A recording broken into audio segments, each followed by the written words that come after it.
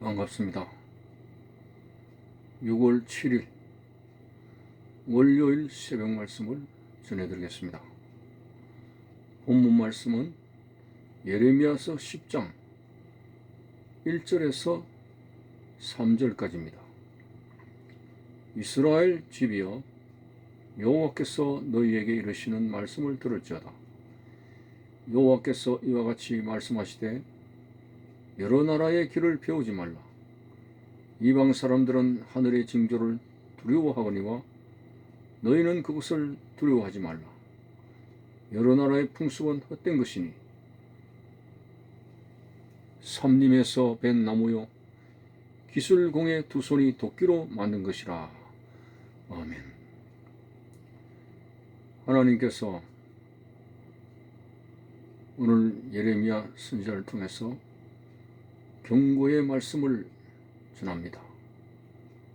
이스라엘 집이여, 여호와께서 너희에게 이르시는 말씀을 들을지어다 라고 하시면서 여러 나라의 길을 배우지 말라고 했습니다. 여러 나라의 길이라고 하는 것은 무엇일까요?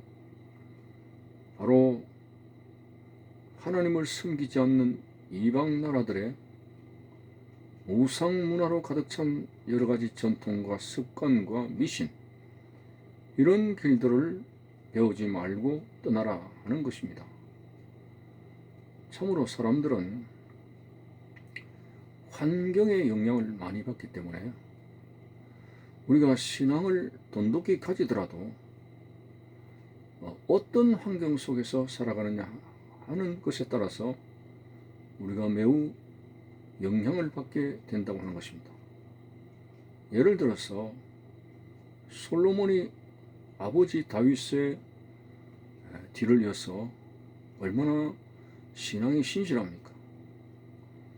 그가 20대의 젊은 나이에 왕의 자리에 오르자마자 하나님 앞에 먼저 제사를 드리면서 이 백성을 통치할 수 있는 그런 지혜와 명철을 하나님 앞에 간구하는 모습이 나옵니다. 아버지 다윗을 따라서 아들 솔로몬은 참으로 하나님 중심인 그런 믿음의 사람이었습니다마는 그가 살아가는 동안에 있어서 여러 부인을 두었습니다. 거기에는 이방 여인도 많습니다. 그런 여러 나라의 여인들을 첩으로 드리는 그때에 그만 솔로몬의 신앙이 와야 되고, 그 이방 여인들이 가지고 오는 우상 문화에 영향을 받게 되고 결국은 하나님을 떠나게 되는 일이 발생하지 않습니까? 그래서 오늘 예레미야 선지자를 통해서 이스라엘 백성들에게 강경한 말씀을 하고 있는 것이죠. 여러 나라의 길을 배우지 말라. 하나님을 섬기지 않는 우상 숭배 문화가 가득한 여러 나라 사람들과 어울려 살다 보면은 그들의 풍습과 미신을 쫓아가기 마련입니다. 오늘 여러분, 하나님 외에는 신이 없다고 분명히 정리를 하게 되면 그럼에도 불구하고 여러 가지 미신과 그리고 우상 숭배에 기울어질 수 있는, 항상 하나님을 떠날 가능성이 있다고 하는 사실입니다. 우리는 더운 여름에 음식처럼 잘못하면 변질되기 쉽습니다. 이 음식을 항상 실온에서 보관할 수 있는 냉장 기능을 가진 그 냉장고에 보관할 때에 그 음식을 제대로 유지시킬 수가 있습니다. 뭘 말합니까? 오늘 우리는 여름 음식처럼 쉽게 변질되기 쉽고 환경에 적응해서 잘못된 것에 올무에 빠질 수가 있는데, 하나님의 말씀이라고 하는 싱싱한 냉장고 안에 들어있으면 우리의 신앙은 잘 유지될 수가 있습니다. 이스라엘 백성들이 변질되는 그런 마음을 아시기 때문에 하나님께서는 여러 나라의 길을 배우지 말라고 했고, 특별히 우상 숭배에 대해서 상세하게 말씀합니다. 자, 여러 나라의 풍습은 헛된 것이니 삼림에서 벤 나무요 기술공의 두 손이 도끼로 만든 것이라. 한마디로 사람이 손으로 여러 가지 상상으로 형태를 만든 나무로 만들고 돌로 깎아서 만들고 우상이라고 하는 것이죠. 특별히 일월 성신을 두려워하지 말라고 했는데, 이방인들은 일월 성신의 징조에 대해서 굉장히 미신을 많이 가지고 있습니다. 그래서 그런 이방인의 문화를 배울까 싶어서 하나님은 이스라엘 백성들에게 일월 성신, 하늘의 징조들을 두려워하지 말라 했습니다. 자, 오늘 우리나라의 예를 들면은 큰 쉬품 같은 달이 떴을 때에 우리 옛날 사람들은 거기에다가 두 손을 비비고 소원을 아뢰고 그럽니다. 뭐 하늘에 이상한 징조만 나타나도 그들은 거기에 대해서 어떤 신적인 느낌을 가지며 거기에 대해서 또 빌고 기도하는 모습이 나옵니다. 하나님께서는 이를 성신의 징조를 두려워하지 말라고 했습니다. 그렇습니다. 하나님께서 창조하신 피조물은 사람이 누리도록 하나님께서 허락해 주셨습니다. 우리는 만물을 지배하는, 만물을 정복하는 만물의 영장으로서의 하나님으로부터의 지혜와 은혜를 받았습니다. 그래서 해와 달과 별에게 절을 하는 것이 아니라 해와 달과 별이 우리 인간의 삶을 이제 살아갈 수 있도록 하기 위한 그러한 환경에 불과하다는 것이지, 그것이 무슨 신적인 것이 돼가지고 우리가 그것에 대해서 절을 한다는 거, 그거는 잘못된다고 된 것이라고 주님께서 말씀하는 거죠. 하늘의 징조에 대해서 두려워하지 말라고 했습니다. 우리는 그것을 두려워할 것이 아니라 지배하는 만물의 영장이고 그것을 통해서 우리의 삶을 누려야 된다고 하는 것이죠.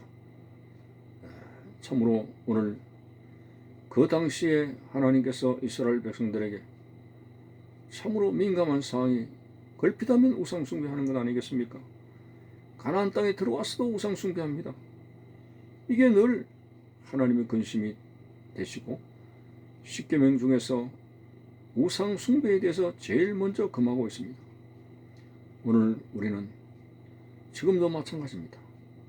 이 세상에는 사람들이 만든 전통과 여러 가지 문화의 유산과 여러 가지 가치관과 여러 가지 것들이 많이 있습니다만, 이방인의 길을 따라갈 것이 아니라 우리는 하나님의 백성으로서 당연히 하나님의 말씀이 우리의 삶의 나침판입니다. 나침판을 통해서 찾고자 하는 길의 방향을 설정하는 것처럼 오늘 우리의 삶의 방향은 이방인의 길이 아니라 하나님의 말씀이 우리의 삶의 나침판이라고 하는 사실을 알아야 됩니다. 예수 그리스도는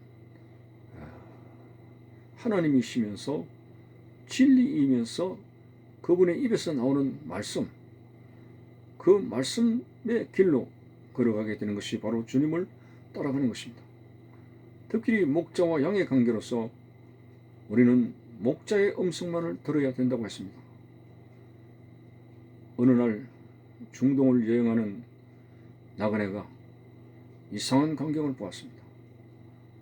두 목자에 의해서 많은 양떼들이 물가로 나왔는데, 그런데 그 두 목자에 의해서 인솔된 양떼들이 서로 섞여가지고 물을 먹습니다.